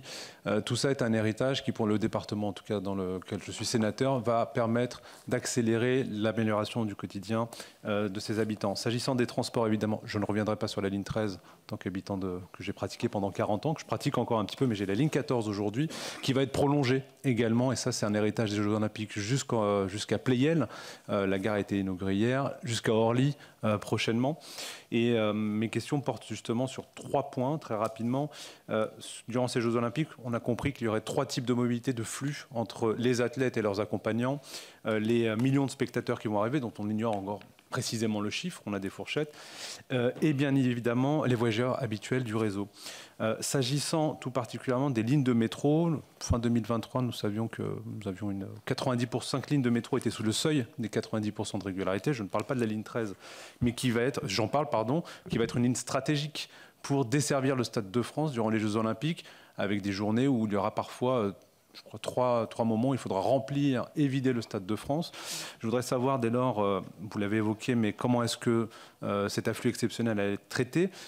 Je rejoins les propos de la sénatrice Darcos sur le télétravail. J'ai des remontées de la part des entreprises du secteur privé. J'ai l'impression que dans le secteur public, le message est en train de passer, mais peut-être qu'une campagne de communication plus forte à destination des acteurs du secteur privé et des entreprises, justement pour faciliter cette... On le voit, les capacités et les moyens existent aujourd'hui pour travailler, pour être en télétravail. Et je posais la question, et ça a été évoqué, les agents de la fonction publique vont être fortement mobilisés pour la réussite des Jeux Olympiques, dans les transports en particulier. À partir de la rentrée, vous l'avez évoqué, Madame la Présidente, va se poser la question des compensations, des congés. Comment plus précisément cette question, puisque nous aurons les Jeux paralympiques à la rentrée des classes et le retour des Franciliens en Île-de-France qui va se présenter. Ma dernière question, c'est sur l'application, l'application transport, cette application éphémère, Transport public Paris 2024. Le directeur d'Île-de-France Mobilité nous avait annoncé en janvier dernier qu'une collaboration était en cours entre le ministère des Transports et des acteurs, des entreprises comme Google Maps et Citymapper pour participer justement à cette application. Je voulais savoir un petit peu où en étaient les discussions parce que ce sera un outil complémentaire pour permettre aux différentes personnes, que ce soit les Franciliens, les Franciliennes, mais également les touristes étrangers qui viendront participer à cet événement, de pouvoir se repérer dans les différents lieux et sites olympiques en Île-de-France. Et enfin, Colombe-Brossel. Merci beaucoup, messieurs les présidents, madame la présidente, monsieur le ministre. 2 questions pour terminer. La fête va être belle. Prenons quand même 1 seconde pour nous le redire. On va vivre un événement extraordinaire qui n'arrivera pas 2 fois dans nos vies. Et on va tout faire pour que ce soit une belle fête, une fête réussie, une fête populaire, une fête avec un héritage. Et on a bien besoin de moments qui nous permettent de vivre ça ensemble dans ce pays. Voilà, ça prend 30 secondes sur mon intervention, mais je trouvais que c'était important à ce stade-là de le redire. Alors, pour autant, une fois que j'ai dit ça, pour que la fête soit belle, il faut qu'elle soit belle pour tout le monde. Et évidemment, sénatrice de Paris, l'interrogation qui est la mienne, c'est comment est-ce qu'on fait pour que ce soit évidemment, comme ça a été posé sur les lignes du RER, comment est-ce que tout ceci est compatible avec les usages des Parisiens et des Franciliens sur les transports du quotidien, parce qu'une partie de Parisiens restera à Paris, comme tous les étés, et utiliseront les transports. Je voudrais revenir sur 2 points. Le premier, c'est sur les fermetures de stations de métro. Personne ne remet en question le fait que pendant un certain nombre d'étapes, on a parlé de la cérémonie d'ouverture, il y a des fermetures, et que les questions de sécurité soient évidemment le point d'entrée de ces fermetures. Ça, je crois qu'il n'y a là-dessus aucune remise en question. Alors, j'ai compris la légère passe d'armes, qu'il y avait un sujet sur Champs-Élysées qui en était responsable. Le sujet, c'est vraiment comment est-ce qu'on arrive à ne pas avoir des fermetures de stations ou de zones de transit qui soient tellement longues qu'elles perturbent réellement la capacité pour ceux qui prendront le métro à ce moment-là de pouvoir se déplacer. Comment est-ce que sont organisés les itinéraires bis et surtout sur les connexions bis, parce qu'en fait le sujet ça va être celui-là, ça va être les connexions bis. Comment est-ce qu'on communique spécifiquement sur ce sujet qui n'est quand même pas complètement anecdotique? J'ai entendu Champs-Élysées, moi j'avais quand même aussi en tête qu'on avait un sujet sur Franklin Roosevelt, mais je vous laisse, ou pas, je vous vois dire non de la tête. Voilà, mais comment est-ce qu'on fait pour construire ces connexions bis? Parce que tout ça va vraiment compliquer les choses. Et est-ce qu'on est vraiment au maximum des discussions sur la durée de ces fermetures? Et puis, deuxième question sur l'accompagnement des visiteurs et notamment dans les moments de flux très importants. J'avais interrogé lorsqu'il était venu devant nous le préfet Cadot sur ce même sujet. Sa réponse m'avait laissé un peu sur ma faim et donc je compte sur vous évidemment quelques mois plus tard pour donner plus d'éléments concrets. Dans les endroits dans lesquels il y a de fait, il y aura un afflux important et on sait que c'est là qu'il y aura des difficultés. Je pense notamment à l'ouest de Paris, quand on est sur Parc des Princes Roland-Garros, compris qu'il n'y aurait pas une offre de transport qui pourra être à ce point-là supplémentaire, qu'elle pourra absorber tous les flux et qu'il y aura un gros dispositif humain pour permettre d'organiser et de réguler. Dont acte, mais est-ce qu'aujourd'hui vous êtes en mesure de nous dire quelle sera exactement, on a encore 72 jours, mais c'est quoi les ordres de grandeur en termes de mobilisation sur ce point nodal, qui est vraiment un des points de difficulté identifiés par tous depuis le début, en termes de mobilisation humaine, avec, j'imagine, des agents de la SSCF, de la RATP, les volontaires seront mobilisés, les forces de sécurité peut-être. Alors, voilà, le préfet Cadot laissait entendre qu'il y aura des mobilisations assez larges, mais combien de bataillons, comment est-ce que tout ça va s'organiser?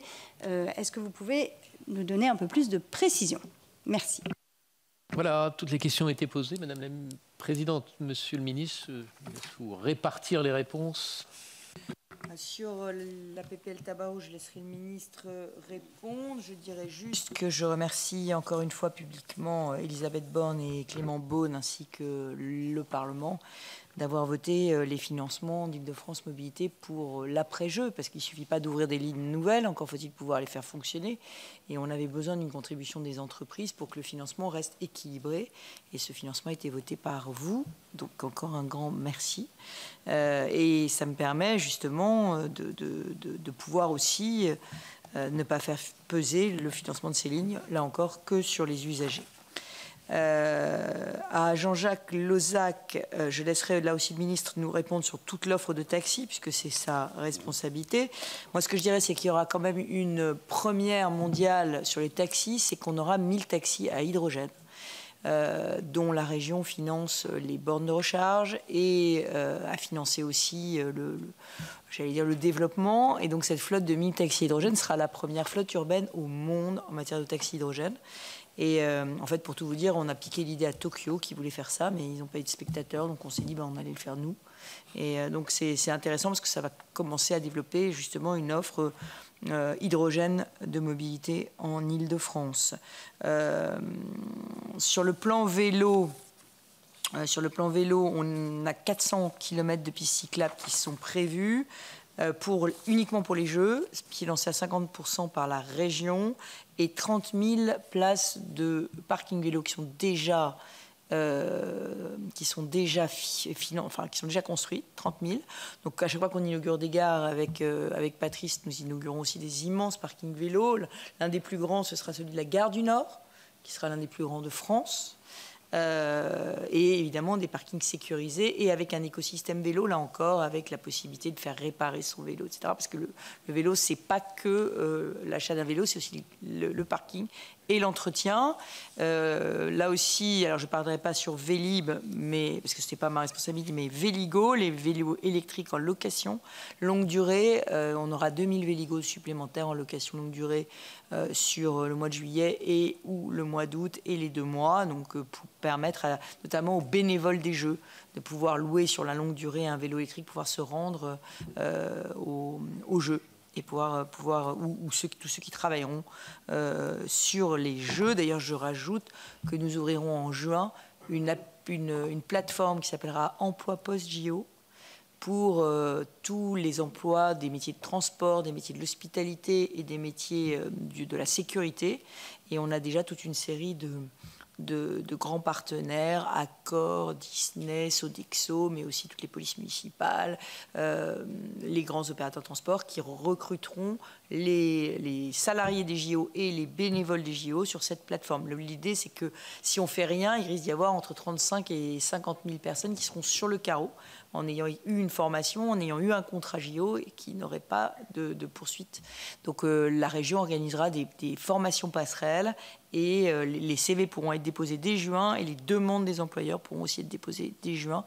Et c'est très important, je pense notamment au métier de la sécurité où on a énormément de demandes, notamment du côté des collectivités qui pourraient se nourrir de ces 25 000 personnes supplémentaires qu'on a formées.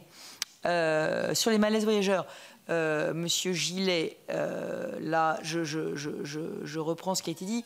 En fait, que ce soit à Londres, que ce soit à Tokyo, le protocole de sécurité pour les malaises voyageurs demande de les sortir de la rame. Ce n'est que nous, en France, et je ne sais pas quel est l'historique de ce protocole de sécurité. Je pense que c'est peut-être un historique qui a été copié sur l'historique des pompiers dans la rue, parce qu'on peut toujours avoir eu un choc au crâne et on demande de ne pas bouger les personnes qui ont eu un accident dans la rue. Mais en réalité, pour les malaises voyageurs, il est apparu au SAMU, et moi je défends cette idée depuis très longtemps, parce que je l'ai vu à Londres et je l'ai vu à Tokyo, je ne comprenais pas pourquoi on n'avait pas la même pratique. L'objectif, ce n'est pas de privilégier le fait de faire rouler la rame, ce sera la conséquence positive. Si on sort la personne de la rame, c'est que la rame va continuer son chemin. Mais ce n'est pas le sujet. Le sujet, c'est qu'est-ce qui est le meilleur pour la sécurité de la personne. Et en fait, quand on ne la sort pas de la rame, on vide la rame, donc on remplit le quai. Donc ça veut dire que les services de secours ne peuvent pas atteindre la personne qui a eu son malaise. Donc on la laisse en PLS dans la rame, mais les services de secours sont empêchés d'arriver. Et le quai est bondé. Et en plus, on risque des malaises voyageurs, de la survictimation. En revanche, si la situation est inverse, c'est-à-dire qu'on laisse la rame continuer, on sort avec les précautions requises la personne. Alors ça ne sera pas le cas si la personne a un choc à la tête, on donnera. Il y a tout un protocole, tout ça est complètement supervisé par les pompiers et le SAMU. Mais si on la sort, au contraire, les services de secours pourront y accéder très vite puisque le quai sera libre. Et donc en fait, on protège à la fois la personne et on protège la régularité des trains. C'est plutôt gagnant-gagnant à la fin. Et donc ce protocole va entrer en vigueur à la suite d'un protocole de dialogue social à la RATP. Malheureusement, la SNCF, elle, ne pourra le mettre en vigueur que sur la gare du Nord du RER B. J'aurais aimé que ce soit beaucoup plus rapide, mais vous savez que nous avons toute une phase de formation et de concertation quand on change un protocole de sécurité. Donc voilà. Et tout ça sera fait vraiment dans les règles de l'art. Mais ce sera très important parce que, comme vous l'avez dit, il y a un risque de canicule. Typiquement, un malaise voyageur canicule, c'est quelque chose où il faut faire respirer la personne. Il faut l'aérer, la ventiler. C'est pas un malaise voyageur où la laisser dans la rame n'est évidemment pas la solution. Donc sur la canicule, j'ai réuni hier Jean Castex et Jean-Pierre Farandou et toutes les équipes SNCF RATP pour qu'on ait un plan. Donc canicule, on aura 100 fontaines à eau qui seront dans les 50 gares des Jeux. On aura financé par Île-de-France Mobilité. On aura des brumisateurs qui seront faits en lien avec les villes hôtes des Jeux, donc des brumisateurs, des aspergeurs de gouttes d'eau, comment on appelle ça, des brumisateurs, dans les villes. Mais pour avoir des brumisateurs dans les villes, il faut évidemment avoir un point d'eau et un accès à l'eau. C'est pas toujours simple. Je crois que la ville de Paris a aussi fait un travail sur l'accès au point d'eau près des stations de bus. Donc on est tous en train de se mobiliser et évidemment de la distribution de bouteilles d'eau aussi. On est en train de regarder le stockage, la logistique, etc. pour pouvoir permettre de gérer une situation caniculaire. Je rappelle que il y a 8 ans, avant que je sois présidente de région, la région achetait, Île-de-France Mobilité achetait des bus au diesel non climatisés, parce qu'il paraît que la clim consommait du diesel. Et maintenant, nous achetons des bus électriques, plus aucun bus diesel, et climatisés, donc ça change un petit peu la donne. Alors, on va essayer de mettre le maximum de bus climatisés sur les Jeux, et en tout cas, on mettra que des bus propres sur les Jeux. Mais tous les bus ne sont pas encore climatisés, malheureusement, parce qu'il y avait l'interdiction d'acheter des bus climatisés avant. Voilà. Ensuite, sur les impacts commerçants, je laisserai dont je vais peut-être répondre, oui, sur les commerçants. Nous pensons que les Jeux auront un impact très positif. Alors, pas forcément pour tout le monde et dans tous les secteurs, mais je vais vous donner un seul exemple très court, la Coupe du Monde de rugby. Pareil, la Coupe du Monde de rugby, vous écoutiez les hôteliers, vous écoutiez tout le monde, c'était une catastrophe. La Coupe du Monde de rugby allait très très mal se passer en matière de transport et elle allait très très mal se passer en matière de tourisme parce que personne n'allait venir. Je ne sais pas pourquoi personne n'allait venir, moyennant quoi on a eu 500 000 visiteurs de plus que d'habitude et ça s'est super bien passé et on a eu des retombées économiques absolument spectaculaires d'ailleurs qui ont peut-être conduit nos hôteliers à un petit peu placer la barre haut en termes de coût de la chambre, parce que comme ils sont fixés, la Coupe du Monde de rugby a tellement bien fonctionné qu'ils se sont dit que bon, donc là aussi il faut être un petit peu raisonnable. Donc on aura des impacts négatifs sur les commerçants, mais ça c'est à cause de les questions de logistique et de limitation de transport. Ça c'est un sujet de sécurité qui ne relève pas de moi, vous l'avez bien compris. Monsieur Barros m'a demandé le bilan des transports en Ile-de-France en l'espace de 30 secondes. Je vais être vite, rapide. J'ai réuni hier pour leur audition donc Jean-Pierre Farandou, Jean Castex et la RATP et la SNCF. Aujourd'hui, nous avons en enquête sur 150 000 voyageurs, l'enquête annuelle de satisfaction, un taux de satisfaction de 86% des voyageurs de la RATP et de 78,5% pour la SNCF. Alors, je sais, et c'est évidemment mon souci de tous les jours, qu'il faut se focaliser sur les 14% qui ne sont pas satisfaits à la RATP et sur les 21,5% de voyageurs qui ne sont pas satisfaits à la SNCF. Enfin, je dis quand même que 86% et 78,5%, dans certains autres services publics, ce serait considéré comme un énorme taux de satisfaction si on les atteignait. Voilà, je le dis pour ceux qui votent toujours le verre à moitié vide, quand on pourrait le voir aux 3/4 plein. En tout cas, c'est ce que disent les usagers des transports de l'Île-de-France. 86, 78,5% sont satisfaits de leur transport du quotidien. Voilà. Alors, après, évidemment, on a 3 lignes très en souffrance, B, C, D, pour lesquelles on a des plans de remédiation spécifiques. Sur le RER B, on a gagné 2 points de régularité en commençant à mettre en place des mesures de mise en cohérence RATP SNCF, dont je pensais qu'elles avaient été mises en œuvre depuis longtemps, mais que le rapport Hamet a malheureusement révélé qu'elles n'avaient pas encore complètement été prises. Et on continue évidemment sur toutes ces lignes à avoir un plan de redressement. Le RERC était à 90% le mois dernier, donc c'est encore fragile, mais ça va mieux. Sur les métros, Adelziane m'a demandé aussi où on en était. Là, hier, nous avions 10 lignes de métro qui étaient au-dessus de 90% de régularité, donc on a vraiment un redressement très tangible. Je ne vais pas dire qu'il est remarquable parce qu'il reste encore 3 lignes de métro fragiles et la ligne 8 qui est en difficulté, mais on a quand même un vrai redressement tangible qui est lié au fait que les conducteurs ont été recrutés, les mainteneurs ont été recrutés. Donc tout ça, évidemment, nous améliore quand même la qualité de service. Sur les bus de Paris, on est passé de 25% de non-réalisation du service l'année dernière à 8% le mois dernier. 8%, dont 6% ou 6 à 7% sont liés uniquement aux difficultés de circulation dans Paris. Voilà, donc ça c'est dit. Michel Savin a posé la question d'Agnès Evren sur comment ce serait organisé. Alors, il y a un transport manager qui est organisé, qui dépend du ministre des Transports, qui lui coordonne tout, parce qu'il y a les transports en commun, mais il y a aussi toute la circulation, qui va être un sujet totalement à part, qui ne dépend pas du tout de nous. Donc il y a un transport manager qui gère tous les transports de l'Île-de-France et l'organisation de la coordination de l'ensemble, c'est au COTO, au Centre opérationnel des transports olympiques, et qui sera au bâtiment Pulse où est aujourd'hui le COJO. Et pour la sécurité, c'est au CCOS, au centre de commandement unique de la préfecture de police, qui a été cofinancé par l'État et par la région, et qui est une infrastructure unique, puisqu'on a 80 000 caméras qu'on a mis dans le réseau de transport et qui sont dans tous les réseaux, RATP, SNCF, etc. Et nous allons vous demander, dans la loi Tabarot, la possibilité pour Île-de-France Mobilité, qui a financé le centre et qui gère déjà 1300 agents de sécurité et des médiateurs, de pouvoir rentrer dans ce centre. Le préfet y est très favorable. C'est quand même un énorme paradoxe que nous gérions 1300 personnes, que nous financions à peu près toutes les dépenses de sécurité et que nous soyons interdits de CCOS. Voilà. Alors, Pierre Ouzoulias nous a parlé du RERB. Alors, oui, mais l'affluence supplémentaire, il est parti. L'affluence supplémentaire, c'est par rapport à un mois d'août normal. Mais un mois d'août normal, c'est moins qu'un mois d'hiver. Je pense qu'il faut vraiment faut comprendre que c'est pas du on parle d'un supplément par rapport au mois d'août. Et ça me permet de répondre à toutes les questions sur le télétravail. Nous avons fait le plan de transport en imaginant que tout le monde allait bosser. Donc on a rajouté une couche qui correspond au déplacement dans les infrastructures. Donc on n'a pas du tout fait le plan de transport en se disant il y a 50% des Franciliens qui vont télétravailler ou qui ne seront pas là, etc. On l'a fait comme si c'était un mois d'août normal et on a rajouté. Donc c'est vraiment principe de précaution maximum pour essayer d'avoir le maximum d'offres.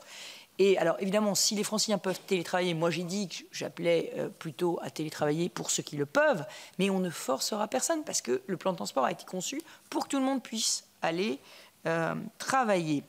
Voilà.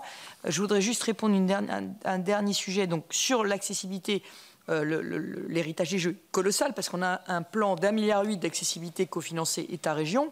Et ce plan d'1,8 milliard nous a permis de faire 100% de gares accessibles pour les Jeux. 100%. Toutes les gares des Jeux seront 100% accessibles. Et les Jeux ont eu un impact, c'est celui de faire arriver à l'heure ces travaux d'accessibilité. Parce qu'en réalité, ils étaient programmés.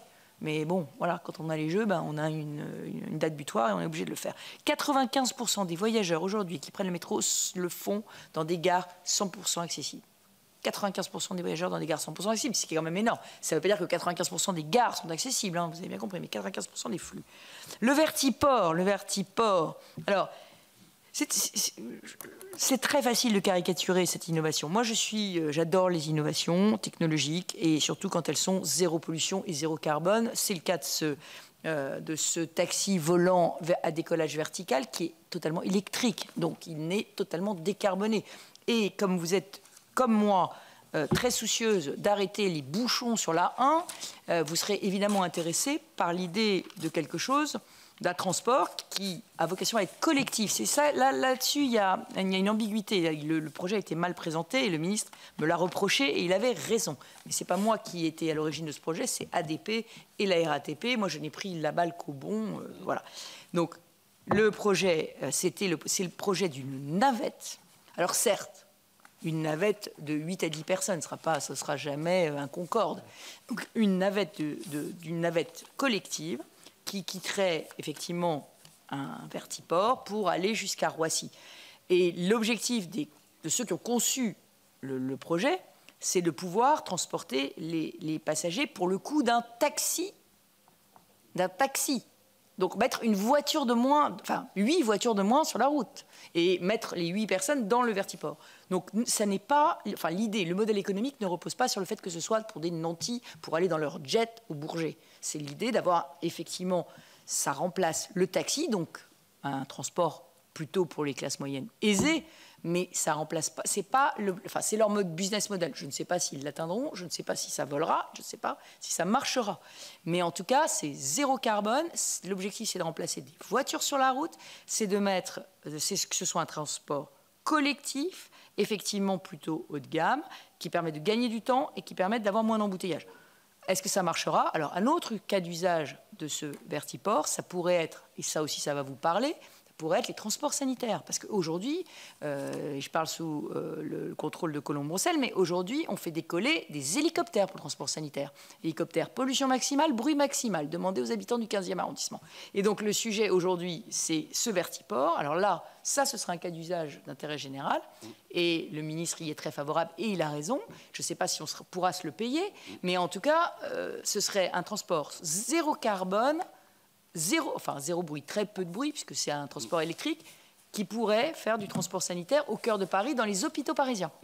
Donc je suis désolée de le dire, être contre le progrès technologique par idéologie, moi, ça n'amène pas des solutions. Moi, mon sujet, c'est l'écologie des solutions, c'est essayer de trouver des nouvelles solutions. Peut-être que ça ne marchera pas, peut-être qu'on se dira, qu'est-ce que c'est que cette idée du 5e élément, peut-être, mais moi, j'essaye, voilà. C'est mon modus operandi.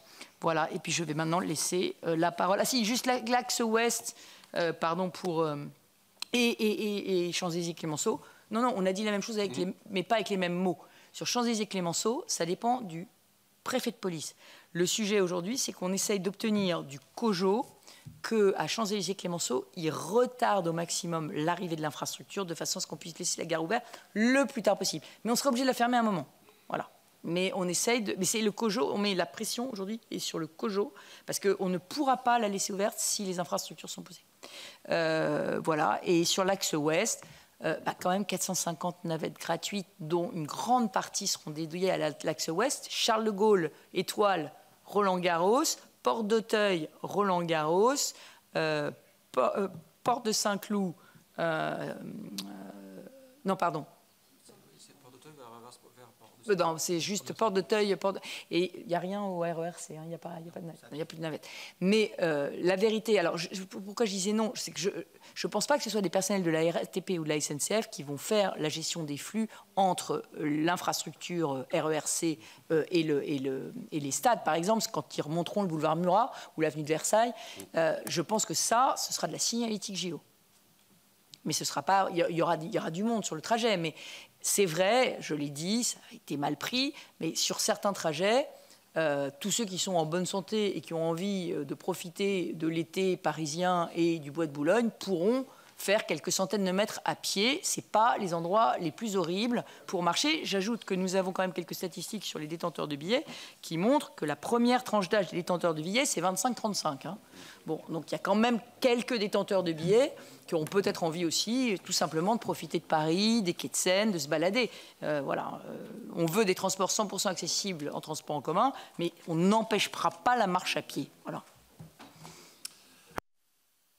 Merci. Je vais essayer d'être rapide à mon tour sur les questions de monsieur le sénateur Tabarot, qui aime bien aussi caricaturer, sur l'accord SNCF, sur la gestion des fins de carrière pour les métiers pénibles. Je veux juste rappeler deux, trois choses. D'abord,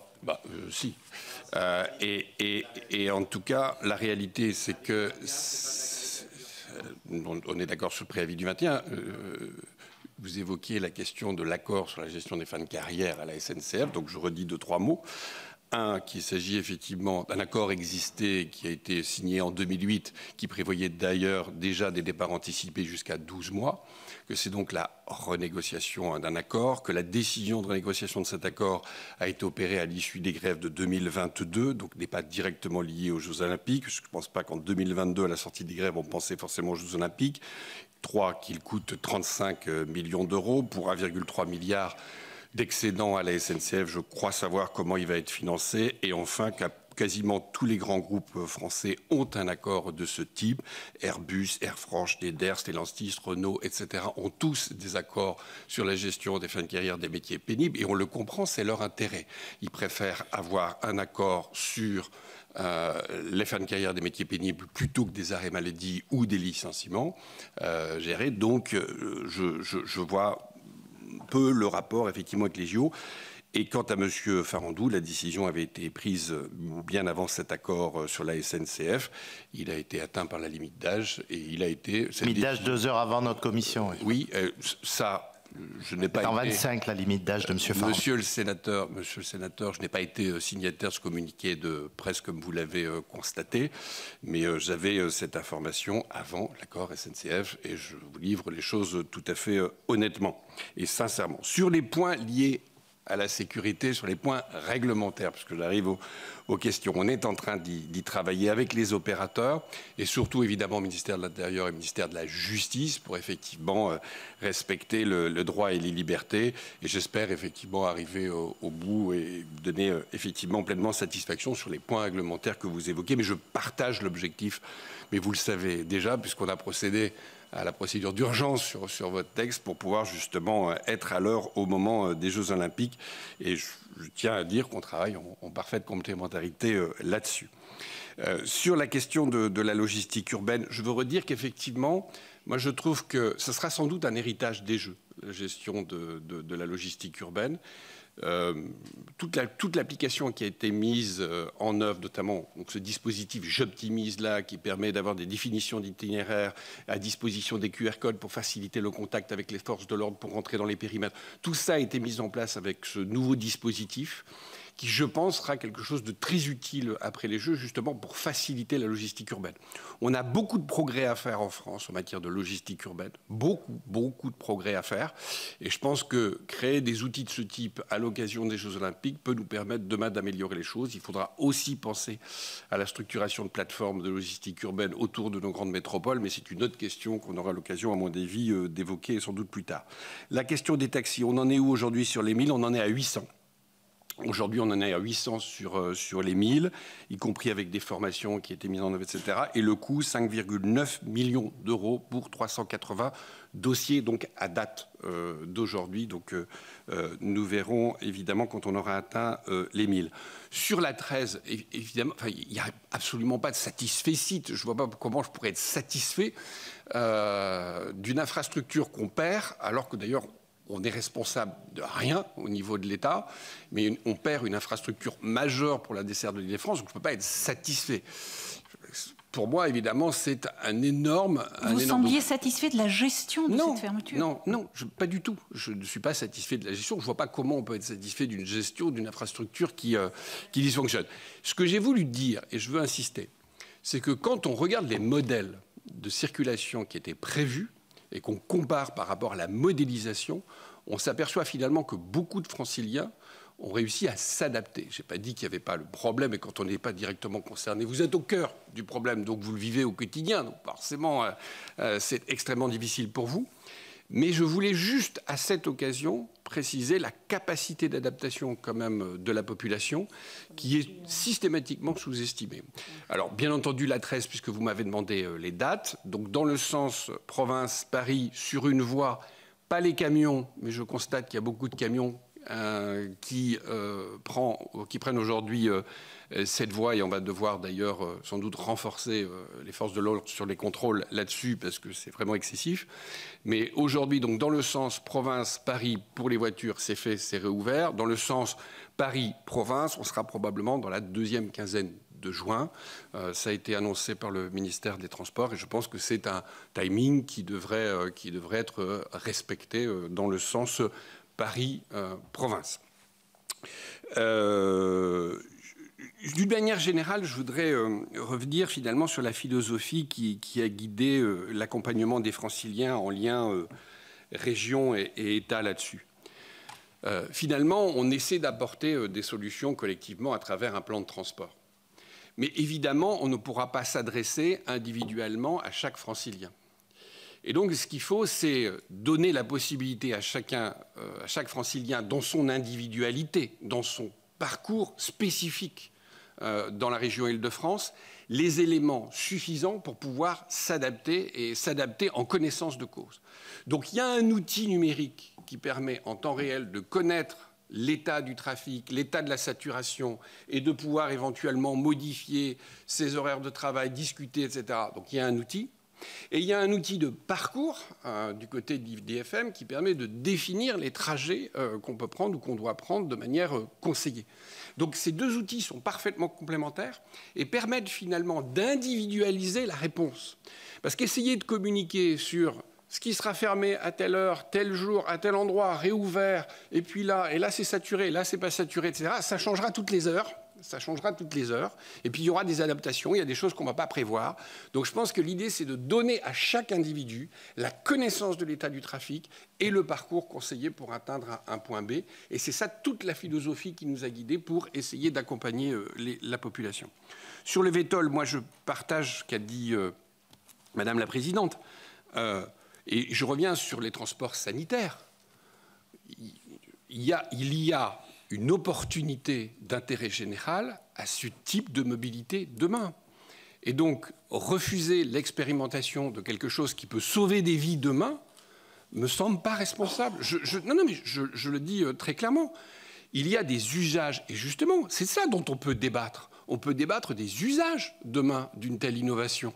Mais refuser par principe l'innovation, je trouve ça regrettable. Alors là, c'est une expérimentation justement pour voir ce qui est intéressant de percevoir, c'est-à-dire le bruit, la gêne, les risques en termes de sécurité, concrètement comment ça marche et si ça marche d'ailleurs. Donc une expérimentation pour voir effectivement le potentiel demain d'une telle innovation. Et honnêtement, moi, c'est ce que j'avais évoqué avec Madame la Présidente, j'y vois en tout cas un usage fort qui me semble être le transport sanitaire dans des villes comme Paris demain. Je vois et je pense vraiment que ça peut sauver des vies. Mais j'insiste là-dessus. Et enfin, il y avait une question sur l'accessibilité. Ce matin, nous avons inauguré la gare de Saint-Denis. L'accessibilité, elle est pérenne. C'est-à-dire qu'après les Jeux, on ne va pas remettre la gare comme elle était. Enfin, je veux dire, il y a de l'accessibilité. Les taxis, on continue. Enfin, le renfort d'accessibilité, l'effort d'accessibilité qui a été fait pour les JO, il continue après. C'est-à-dire tous ces efforts continuent après et on aura largement renforcé l'accessibilité.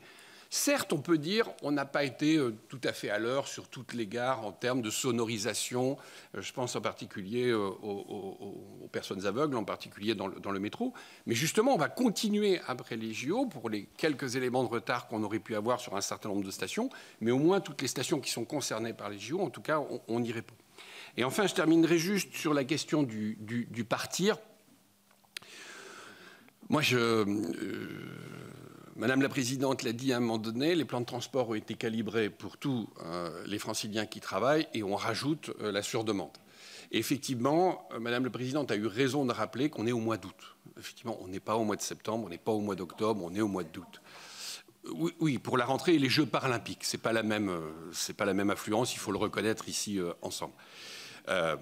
Mais globalement, on est sur des plans de transport qui ont intégré les franciliens. On donne des éléments de connaissance. J'ai envie de dire, si on n'a pas envie de s'embêter, il reste encore la possibilité d'autres mobilités. Tout à l'heure, j'ai parlé du vélo. Alors certes, des personnes ne sont pas en capacité, toutes les personnes ne sont pas en capacité de faire du vélo. Mais il y a des franciliens qui sont en capacité de faire du vélo. Ils n'auront aucun obstacle. Et pourquoi ce ne serait pas le moment de sortir son vélo? On sera en plein mois d'août. Je ne suis pas certain qu'une grande partie des franciliens n'aient pas la possibilité de faire du vélo. C'est tout à fait possible. Il y aura, j'ai donné le chiffre tout à l'heure, je crois que c'est, je ne sais plus combien, 26 000 vélos en libre service. Enfin, c'est considérable. Donc il y aura une offre de vélos. Pourquoi je s'invite d'ailleurs, mesdames et messieurs les sénateurs, pour venir au Sénat en vélo. Ça peut être une possibilité. On peut aussi changer son comportement. Mais oui, je te vois bien, Philippe, venir à vélo au Sénat. De Nice. À pied. De Nice, à pied. Sénateur Tabarot parlait des grèves tout à l'heure. Moi, j'ai connu effectivement certaines grèves ici à Paris et on marchait un peu plus. Bon, voilà, effectivement, une demi-heure de marche, pour certains, c'est pas inaccessible. Donc, tout a été calibré en transport collectif pour y répondre.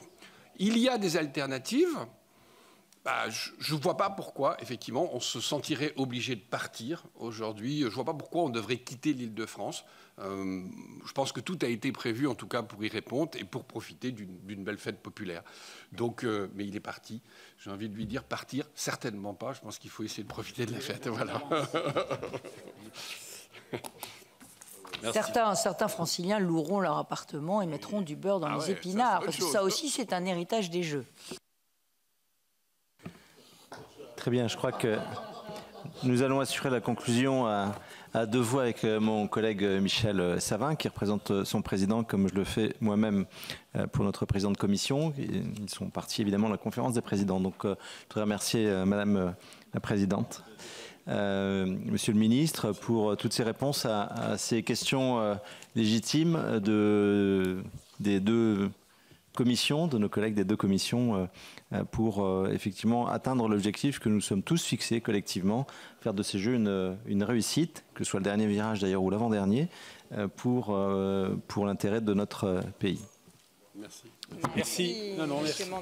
Très bien, merci à tous.